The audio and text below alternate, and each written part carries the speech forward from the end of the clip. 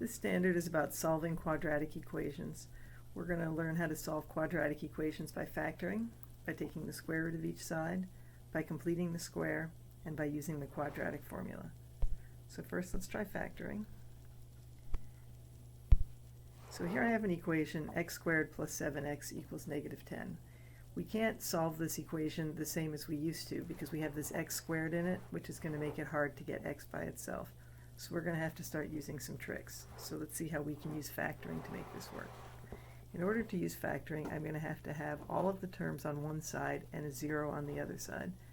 You'll see why in a second. So I'm going to add 10 to each side, which is going to give me x squared plus 7x plus 10 equals 0. Now here's the trick. You know that when you multiply two numbers together and you get 0 for an answer, one of the two numbers must have been 0. And that's called the zero product property. So I'm going to find two things that multiply to give me the trinomial on the left, and then I'm going to set each of those factors equal to 0, because you know one of the factors has to be 0 in order for them to multiply to 0. So what two binomials are going to multiply to give me this thing? I'm going to go with x plus 5 times x plus 2, because I know 5 and 2 multiply to give 10 and add to give 7. So the zero product property says either x plus 5 or x plus 2 is going to have to equal 0. Algebraically, I can write it like this: either x plus 5 equals 0 or x plus 2 equals 0. In order to make this one equal 0, maybe you can do this in your head, but let's do a little algebra. X would have to equal negative 5, and for this one, subtract 2 from each side, so x equals negative 2. Let's try another one. This one has two terms on the right-hand side, so in order to get a 0 on the right-hand side, I'm going to have to add both of them. So I'm going to add 13x and 4 to this side, and also 13x and 4 to this side. This gives me 3x squared plus 13x plus 4 on the left, and 0 on the right. This one's a little trickier to factor because I have the 3 in front of the x squared. I'm going to go ahead with guess and check and make a 3x and an x. And I know that 12 plus 1 is 13, so if I put a 4 here, I get a 12, and a 1 here, I'm going to get an x. Let's just check that over here. On the outsides, I have 3x times 4x is 12x. On the insides, 1 times x is 1x. Those do add to give 13x. So to get the answers, I'm going to make two equations again. 3x plus 1 is going to have to be 0, or x plus 4 is going to have to be 0. The algebra of solving this first one's a little trickier, but we can still do it. I'm going to subtract 1 from each side. So 3x equals negative 1. Divide by 3, divide by 3. X is a fraction, negative 1/3. Here I'm going to subtract 4 from each side, and x turns out to be negative 4. Those are my two answers. This equation also has a coefficient in front of the x squared, so I could see how you think this one might have a fractional answer like the last one. But this one's a little bit different because all of these terms have 2 as a common factor. So I'm going to factor out a 2, leaving me with x squared minus 5x plus 4 equals 0. And then I'll factor what's in the parentheses. That factors into x minus 4 times x minus 1. Now, I need ways to make all of these factors equal 0. There's no way to make 2 equal 0, it's just 2. So I'm going to think about what value for x makes this second factor 0, and that's going to be 4. And what value for x is going to make that third factor 0, and that's going to be 1. So those are the answers, 4 and 1. Let's look at another problem with the greatest common factor in it. Let's look at a problem like x squared plus 3x equals 0.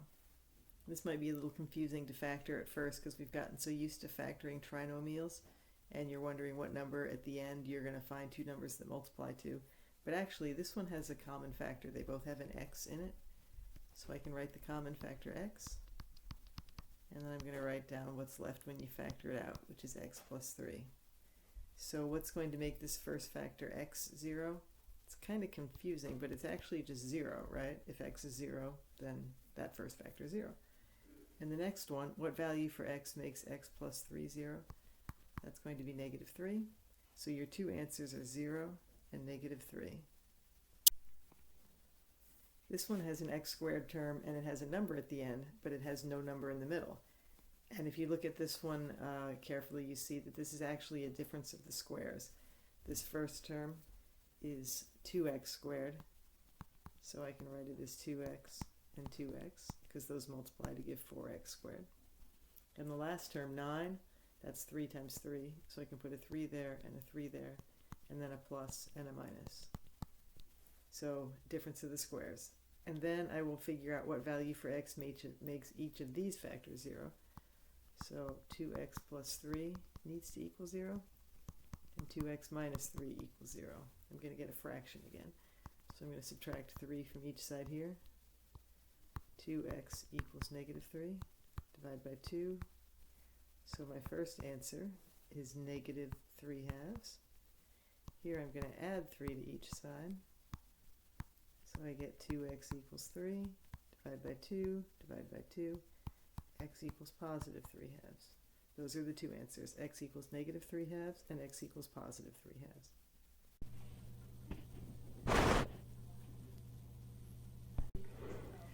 We're going to solve this quadratic equation by taking the square root of both sides. The way that's going to work is we're going to get all of the squared terms on one side and everything that's not a squared on the other side.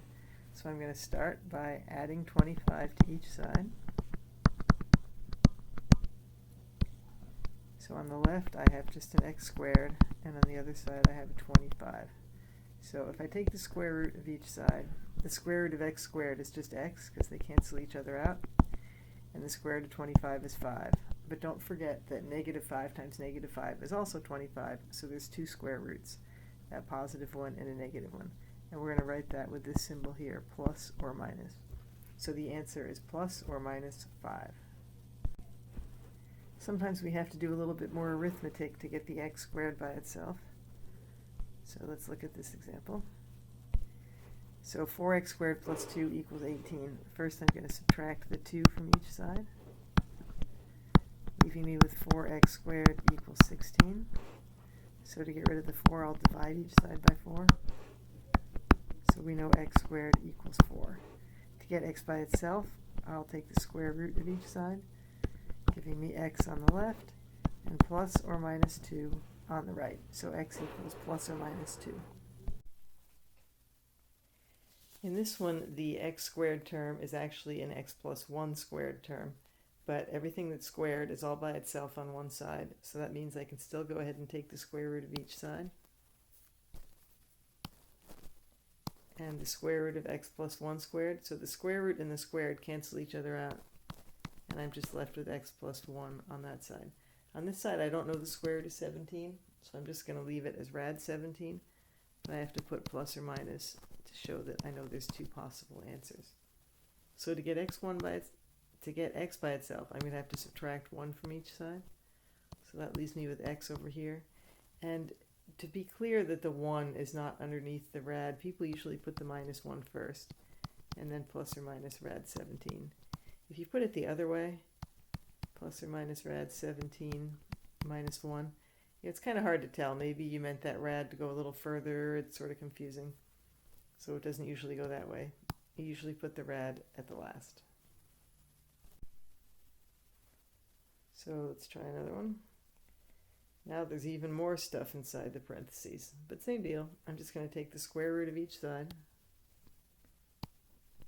So 3x minus 2 equals plus or minus rad 7. So trying to get the x by itself, first I'll add 2 to each side. So that gives me 3x equals 2 plus or minus rad 7. And then I have to divide by 3 for a final step to get x by itself, which will give me x equals 2 plus or minus rad 7 over 3.